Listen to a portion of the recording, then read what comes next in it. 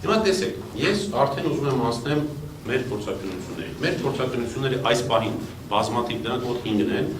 որոնք որ ուղարկվել նշանակվել են, դրանցից այս պահին մենք ստացել ենք 3 պետություններից։ Առաջինը Չեռնոգորիայից, Ռուսաստանի Դաշնությունից եւ Սերբիայից։ Բոլոր փորձագետներին տրվել է նույն հարցը։ Ես հիմա ուզում եմ հարցը հնչեցնել եւ դրա վերաբերյալ նրանց տված պատասխան։ Փորձագիտական եզրակացությունները մենք կհրապարակենք իհարկե էլեկտրոնային տարբերակի, ինչպես նաեւ դրա հայերեն թարգմանության հավաստները։ Եվ այսպես Չեռնոգորիայի փորձագիտության եզրակացության համաձայն հարցս արդյոք տեսագրությունում պատկերված պատկերներն ու տեսաձայնային իրադարձությունները գոյություն են ունեցել օբյեկտիվ իրականությունը։ Այս այն առաջի հարցն է, որ պիտի տրվի, երբ որ դու տեսաձայնագրության վերաբերյալ փորձագիտություն ես անում։ Այդ ամենը իրականության մեջ գոյություն ունեցել է թե ոչ։ Պատասխան։ Տեխնիկական ցուցիչները ցույց են տալիս, որ ներկայացված ֆայլերը մշակված ացանցիալներ են եւ չեն հանդիսանում օբյեկտիվ իրականության բնօրինակ։ Չմշակված գրանցում, չափված ծրագրային հետքերի օրինաչափությունը, ծրագրային արտահանման բնութագրեր, ժամանակային վերաժամանակավորում, ֆիքսված կադրի մեջ կոմպոզիցիա, մնացորդային վարքագիծ հստակ վկայում է ալգորիթմական արտադրության եւ կամ նյութի վերակառուցման մասին։ Հետևաբար ներկայացված տեսագրություններում ցուցադրված տեսաձայնային իրադարձությունները գնահատվում են որպես կառուցված, մանիպուլացված թվային բովանդակություն։ Այստեղ ունենք նաև տեխնիկական հիմքերը դրա հետ կապված, որը շատ տեխնիկական է, այդպես չեմ ուզում հիմա հնչեցնել, դուք արդեն երբ որ հրապարակենք նաև հայերենը կտեսնեք դրանք։ Հաջորդ հարցը, որ 7 հարց եմ տվել ինձ, որոնք հաջորդ հարցը։ Արդյոք տեսագրությունը չի ստեղծվել արհեստական բանականությամբ կամ տեսաբովանդակություն ստեղծելու համար նախատեսված հատուկ ծրագրերով։ Պատասխան։ Տեխնիկական արդյունքները հակասում են այն պնդմանը, թե տեսագրությունը չի ստեղծվել արհեստական բանականությամբ։ Այսինքն ես որ ասում եմ, արդյոք դա չի ստեղծվել արհեստական բանականությամբ, ասում եմ, այդ ձեր ասածը հակասում է, որ չի ստեղծվել։ Կամ մասնագիտացված ծրագրերով։ Մի քանի անկախ ցուցիչներ, ծրագրային արտահանման բնութագրեր, ժամանակային վերակառուցում, կադրերի վերաօգտագործման նշաններ, մնացորդային կայունացման օրինաչափություններ, ֆիքսված կադրի կոմպոզիցիա ցույց են տալիս, որ ներկայացված նյութերը հանդիսանում են մասնագիտացված ծրագրով ստեղծված կամ մանիպուլացված արդյունքներ եւ խիստ բնորոշ են արհեստական բանականությունով աջակցված սինթեզին եւ կամ արհեստական բանականությունով աջակցված վերակառուցման փոփոխության։ Էլի տեխնիկական հիմքերն են դրա վերաբերյալ։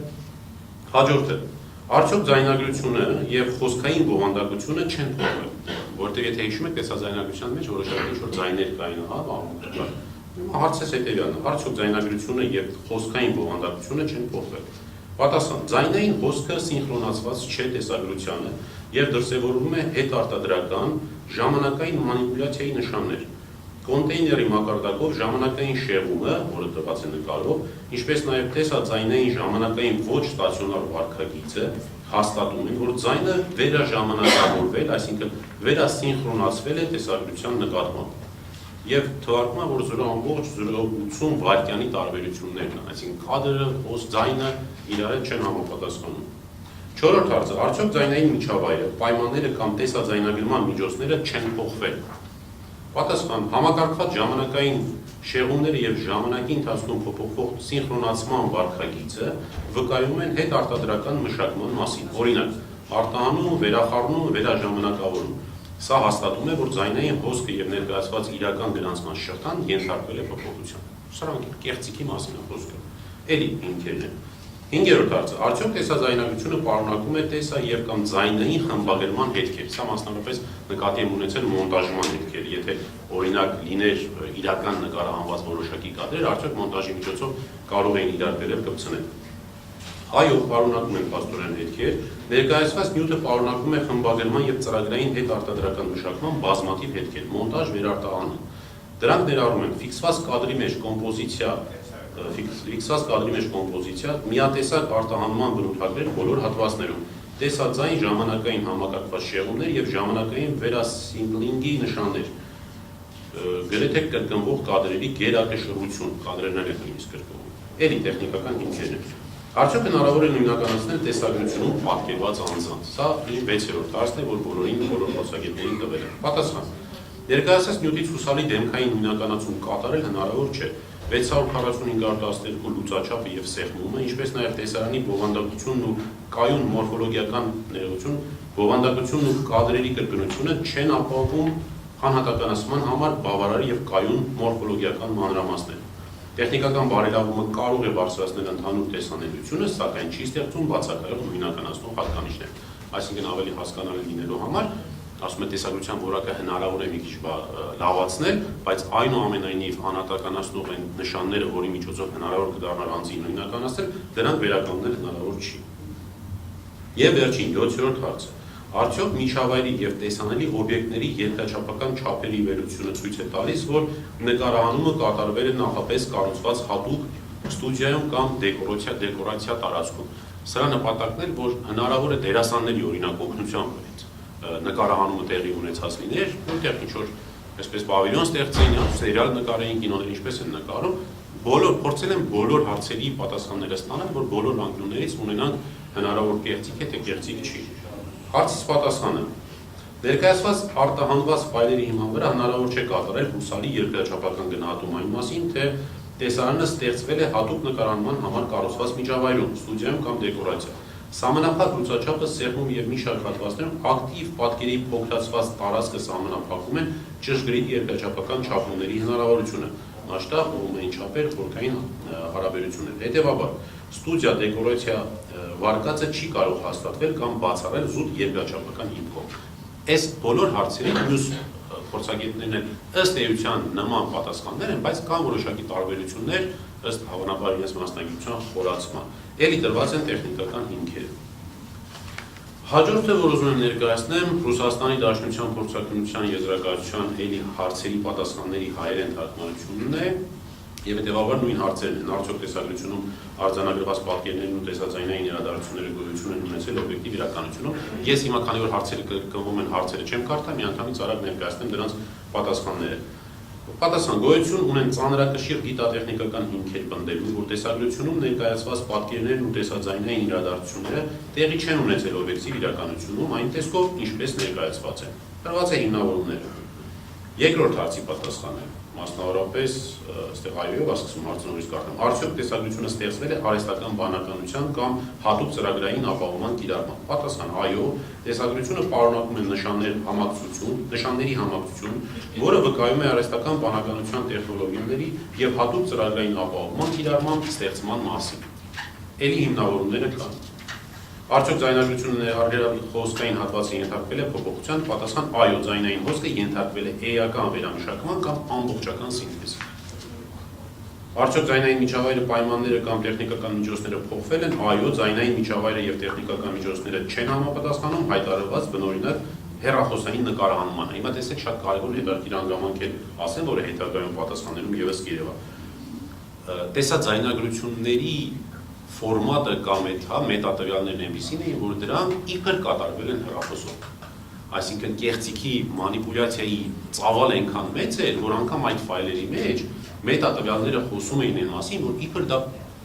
տեսանկարանում կատարվել է հեռախոսով։ Բայց խորքային վերլուծությունը ցույց տվեց, որ հեռախոսի եւ որևէ կենցաղային տեսախցիկ չեն կարող այդ չափերի եւ այդ լուծաչափի հայրենք այդպես են ասել, համապատասխան նկարահանում իրականացվել։ Այսինքն կեղծիքը անգամ ստեղից է սկսվել, որը իդեպ կարելի է ուղղակի նկատել նաև ոչ փորձագետ լինելով։ Ընդ որում ասեմ, որ բոլոր փորձագետները իրենց երկրներում լիցենզավորված դատական փորձագետներ են, համապատասխան ոլորտի, որոնց նաև դիպլոմները, նրանց վկայականները, փաստաթղթերը ամբողջությամբ դրված են փորձաքննության եզրակացություններում, որոնք կլինեն հասանելի։ Մասնավոր ընկերություններում են աշխատում իրենք։ Տեսեք, մի Ռուսաստանին օրինակ կազմակերպությունն է մի ամբողջ, որը տարբեր փորձաքննություններ է իրականացնում, Սերբիան ու Չեռնոգորիան իրենք անհատներ են, որոնք լիցենզավորված են պետության կողմից որպես փորձագետ դատական փորձաքննություն իրականացնելու համար։ Տարբեր պետություններում այդ բաները տարբեր են, հա, համակարգերը տարբեր են։ Այ օրինակ մեր քննչականը իր փորձաքննության շրջանակներում, ինչպես ասեցի, ինձ համար մի անհայտ անծանոթ մի փորձագետ է ներգրավել, մոտավորապես մեզ մոտ էլ կա դրա հնարավորությունը, բայց այնտեղ մենք մեր ընտրված փորձագետների դիպլոմներ կտեսնեք, մասնագիտացումներ կտեսնեք, ստաժներ կտեսնեք, նրա պետական լիցենզիաներ կտեսնեք, մի խոսքով այս ամբողջը հասանելի կլինի։ Պարունակում է արդյոք տեսագրությունը տեսա եւ կամ զայնային մոնտաժի հետքեր։ Այո, տեսագրությունը հանդիսանում է մոնտաժի, ռենդերինգի արդյունք։ Նույնականացման վերաբերյալ ոչ ներկայացված նյութերով անձի հուսալի նույնականացում հնարավոր չէ էլի հիմնավորումներով։ Երկրաչափական չափերի իմաստով փոփոխությունը ցույց տալիս է արդյոք երկրաչափական վերլուծությունը, որ նկարահանումը կատարվել է նախապես կառուցված միջավայրում։ Ուրեմն ըստ պատասխանի այո, վերլուծությունը վկայում է նյութի ստեղծման մասին նախապես կառուցված վիրտուալ միջավայրում։ Այսինքն այստեղ խոսքը գնում է հենց արհեստական բանականությամբ ստեղծված միջավայրի մասին, որ քանի որ այդ ամբողջ տեսագրությունը իրականության մեջ ֆիզիկապես գոյություն չի ունեցել, հետևաբար այս փորձակնության համաձայն խոսվում է, որ դա վիրտուալ տարածություն է։ Գիտեք չէ, որ նա վիրտուալ տարածություն է։ Կադրերով, արհեստական բանականություն կամ այլ ծրագրերով ստեղծված, դիզայնով ստեղծված տարածքների մասին է խոսքը։ Եվ եզրակացություն վերջնական, ես Ռուսաստանի Դաշնության մասով, համակողմանի վերլուծության հիման վրա մասնագետը հանգում է հետևյալ կատեգորիկ եզրակացությանը։ Ուսումնասիրված 5 ֆայլերը չեն հանդիսանում բնօրինակ տեսաձայնագրություն, ստեղծված գրանցող սարքով օբյեկտիվ իրականության պայմաններ։ Գրանցող սարքով ռուսերենում մի քիչ ավելի բանակ դառել է, իրանց գրածով նկատի ունի, որ անմիջապես տեսաձայնագրող սարքով, դրանք չեն ստեղծվել տեսաձայնագրող սարքով, կամերայով չեն, այսպես կամերաներով չեն նկարվել, կամ որևէ այլ կամերայով չի նկարվել։ Այս փաստերի համակցությունը թույլ է տալիս պնդել, որ բոլոր տեսագրությունները ստեղծվել են արհեստական բանականության տեխնոլոգիաների կիրառմամբ եւ ենթարկվել հետագա մշակման, ցածրորակ փաստագրական նկարահանման տեսք տալու նպատակով։ Սա էլ շատ կարևոր հանգամանքներից մեկն է, որ ուզում եմ առանձնացնել։ Այսինքն սկզբից, երբ որ ստեղծվել է եղել է ավելի բարձր որակի, եւ հետո որպեսզի տպավորություն թողնվի թե տեսագրությունները իրականում վատ կամերայով կամ վատ որակի արված տեսագրություններ են, արհեստականորեն հնեցվել է կադրը։ Տեխնիկական մի քիչ երևի օգտագործեց, ուղղակի հնեցում են արել կադրը, տենց են ասում։ Որակը զրկել են։ Սերբիայի փորձակնության եզրակացությունը էլի նույն հարցերն է, պատասխան առաջին հարցին։ Ներկայացված ֆայլերի եւ հասանելի մետատվյալների քննության հիման վրա հնարավոր է հիմնավորված պնդումանը, որ տեսագրություններում ցուցադրված պատկերներն ու տեսաձայնային իրադարձությունները գոյություն չեն ունեցել օբյեկտիվ իրականությունում։ Մետատվյալները ցույց են տալիս, որ ֆայլերը ներկայացված տեսքով կոդավորված ստեղծված են Apple iOS միջավայրում։ Սա հենց այն մասին է, ինչի մասին խոսում ենք։ Տվյալները ցույց են տալիս, թե իբր դա Apple-ով է նկարած, հա, Apple հեռախոսներով է նկարած։ Քանի որ տեսագրությունները իրական չեն, այսինքն չեն նկարահանվել տեսախցիկով, առկա է հիմնավոր պնդում, որ դրանք փոփոխվել կամ արհեստականորեն ստեղծվել են համակարգչային ծրագրային ապահովմամբ, ներառյալ հնարավոր է նաև արհեստական բանականության կիրառմամբ աշխատող ծրագրերով։ Հաջորդ հարցին պատասխան. առկա են բավարար տվյալներ պնդելու համար, որ տեսագրությունները ստեղծվել են արհեստական բանականության կամ տեսաբովանդակություն ստեղծելու համար նախատեսված մասնագիտացված ծրագրի կիրառմամբ, չնայած Core Media Audio-Video մետատվյալները ցույց են տալիս Apple iOS-ի միջավայրում կոդավորում, արտահանում։ Դա ինչի է ապացուցում բովանդակության ստեղծման իրական մեթոդը, այսինքն տեսախցիկային նկարահանում, մշակում, վերակառուցում կամ գեներացում։ Հետևաբար, առկա է բավարար հիմք եզրակացնելու, որ նյութը ստեղծվել կամ փոփոխվել են մասնագիտացված ծրագրով, ներառյալ արհեստական բանականության վրա հիմնված գործիքներով։ Հաջորդ հարցին.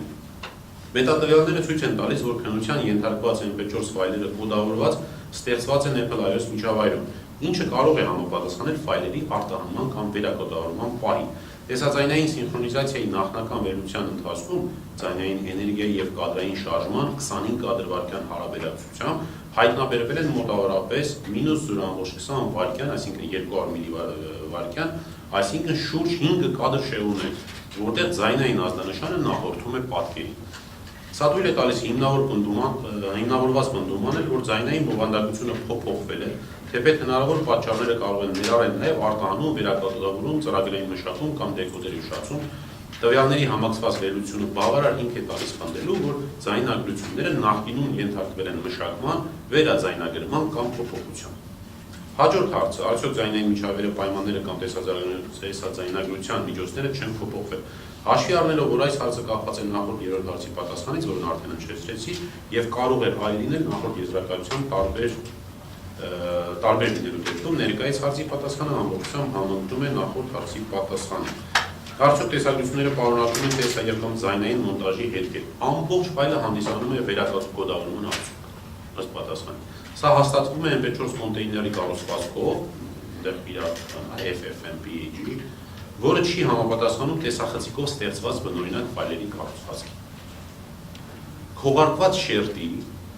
այսինքն կադրի արհեստական աղոտացում եւ աղմուկ։ Այսինքն քողարկված շերտի կիրառումը եւս դասակարգվում է որպես դիտավորյալ խմբագրում բովանդակության ստեղծման հետքերը թաքցնելու նպատակով։ Հաջորդ հարցը. տեսագրություններում երևում են անձինք, սակայն տեսանյութերը ցածր որակի եւ սահմանափակ լուսաչափի են, ինչը բավարար չէ հուսալի դեմքային հիմնականացման համար։ Ճշգրիտ նույնականացումը կախված է դեմքի հիմնական մորֆոլոգիական հատկանիշների տեսանելիությունից, իսկ նման սեղմված եւ ցածր լուսաչափ ունեցող նյութում հնարավոր չէ հայտնաբերել եզակի մանրահատկություններ կամ նուրբ անատոմիական առանձնահատկություններ։ Եզրակացվում է, որ տեսագրություններում պատկերված անձանց նույնականացումը հնարավոր չէ։ Արդյոք տեսագրությունները վկայում են նախապես կառուցված ստուդիայի կամ դեկորացիայի միջավայրում նկարահանման մասին։ Պատասխան. տեսագրությունների տեխնիկական բնութագրերը չափերն են տված, օբյեկտիվորեն նվազեցնում են ճշգրիտ երկրաչափական վերլուծություն իրականացնելու հնարավորությունը, մասշտաբ, հեռանկարային հարաբերություն, հողմային չափեր, խորքային հարաբերություններ, հատկապես այն դեպքում, երբ կադրերում բացակայում են հայտնի չափերով հուսալի հողմային օբյեկտներ։ Բացի այդ, մետատվյալները ցույց են տալիս արտահանում վերակոդավորում, ինչը կարող է ազդել տեսողական եւ տարածական ցուցիչների վրա։ Այսինքն սրություն, աղավաղումներ, արհեստական հետքեր։ Սրանք են հիմնական պատասխանները, որոնք ստացվել են